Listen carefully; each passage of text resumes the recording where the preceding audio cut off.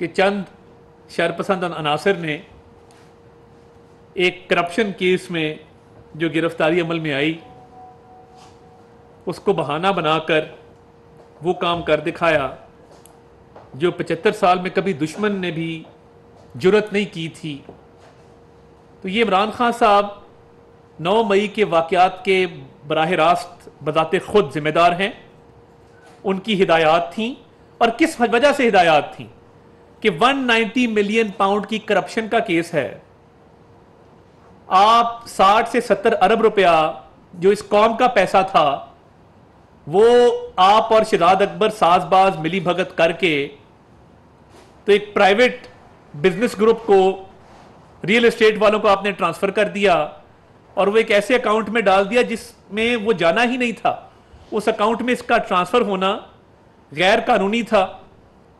ये state of Pakistan को पैसा मिलना था और स्टेट ऑफ पाकिस्तान ने ये अपने इस्तेमाल में लाना था, पाकिस्तान के लोगों पर खर्च होना था। उसमें गिरफ्तारी होती है और आप सरकारी फौजी तनसीबात पर हमले करा देते हैं।